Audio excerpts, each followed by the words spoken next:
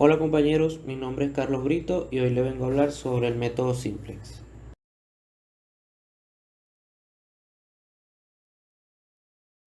Empecemos por qué es el método simplex. Método simple es un procedimiento iterativo que permite mejorar la solución de la función objetivo en cada paso. El proceso concluye cuando no es posible continuar mejorando dicho valor, es decir, se ha alcanzado la solución óptima. A diferencia del método gráfico, el método simplex nos permite trabajar con más de dos variables. Ahora veamos el siguiente ejemplo. Una fábrica produce televisores y computadoras, los que necesitan pasar en la sección de montaje y acabado, que cuenta con 120 y 180 horas disponibles. Las computadoras necesitan 3 horas en ambas secciones. Los televisores necesitan 3 horas en montaje y 3 horas en acabado. La fábrica obtiene un beneficio de 300 euros por computadora y 400 euros por TV. El paso 1 sería identificar las variables o los datos.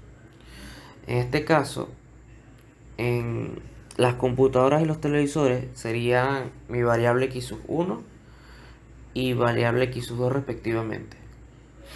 Cada uno con los gastos en horas y con su utilidad. El paso 2 sería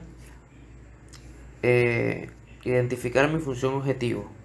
En este caso, como necesito maximizar las ganancias, tendría que identificar cuánta es la cantidad de producto X1 y cuánto es la cantidad de producto X2 para tener el máximo rendimiento.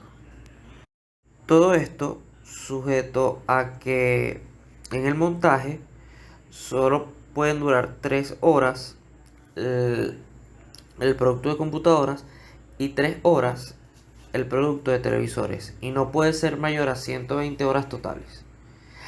En el área de acabado debe ser 3 horas del producto de computadoras y 6 horas el producto de televisores, y no puede superar 180 horas totales disponibles. A esto se le suma a que X1 y X2 deberían ser positivos. En este punto tengo que buscar ya manera de armar mi tabla simplex. ¿Cómo lo hago? Lo hago en base a la función objetivo y las inecuaciones que debo transformar en ecuaciones de las restricciones. Entonces, lo primero sería tomar la ecuación del montaje y agregarle una variable de holgura, que esta variable significaría lo que me faltaría para que la ecuación sea igual a 120 horas. Lo mismo hago con la ecuación del acabado.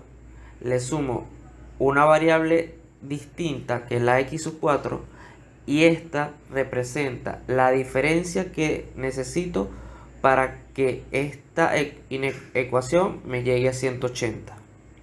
Ok, el paso 4 sería armar mi tabla simplex, que es la primera que vemos aquí en la pantalla. Sería la función objetivo, la función que representa el tiempo en el área de montaje y la función que representa el tiempo en el área de acabado. Luego que tengo mi tabla simplex armada, tengo que encontrar mi fila pivote, mi elemento pivote. Tomo el elemento más negativo en las columnas y eso me va a dar mi columna pivote. En cambio, en las filas tomo lo que esté en la columna R mientras sea positivo y lo divido entre el valor que tenga en la columna pivote. Y el resultado de esto, el resultado más negativo de esta operación, es la que voy a tomar como fila pivote. Y en donde se crucen mi columna pivote y mi fila pivote, ese va a ser el elemento pivote con el que voy a iterar. En este caso sería el número 6 que está en la columna X sub 2. Ahora bien, el paso siguiente sería crear mi fila pivote. Esto se hace dividiendo la fila donde se encuentra mi elemento pivote por el elemento pivote, resultando en la última matriz que vemos aquí al final. Ahora bien, debemos ir transformando las demás filas para ir obteniendo mi matriz identidad. ¿Ok? ¿Cómo se transforman las demás filas? Bueno, se toma la fila anterior, en este caso sería la fila de la función z, y se le restaría la multiplicación de mi fila pivote por mi fila final.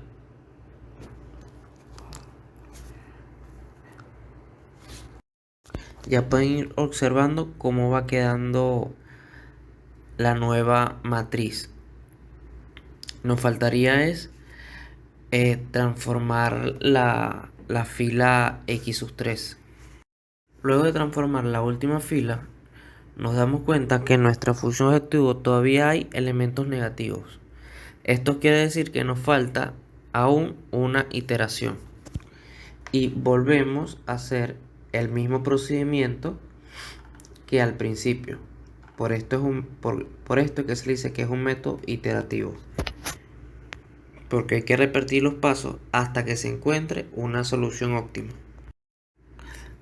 Nos colocamos en la columna del elemento más negativo y dividimos el elemento de la columna R entre el elemento en esa fila en la columna del elemento más negativo, pues. Y seguimos las iteraciones de la misma manera. Para esto, cuando hayamos concluido, habremos encontrado nuestra matriz identidad. Y en la columna R podemos ver los resultados, tanto el valor de x sub 1 como el valor de x sub 2 y el resultado de la función z.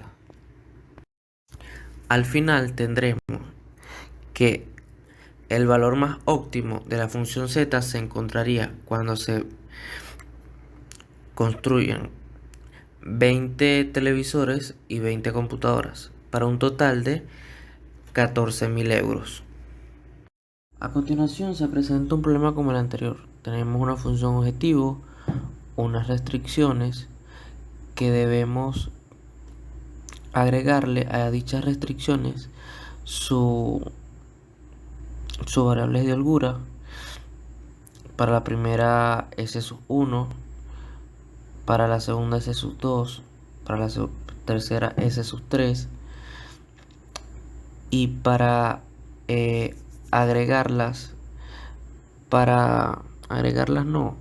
para relacionarlas entre ellas, los coeficientes de las variables de Euler que no correspondan a esa fila se colocan en 0.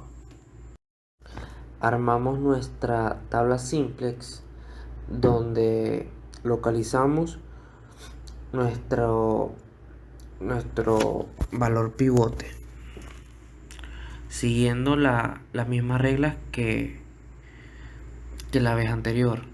La columna del valor más negativo en la función z y el valor más negativo dividiendo la columna R entre su valor en la fila que corresponda con la columna del valor más negativo.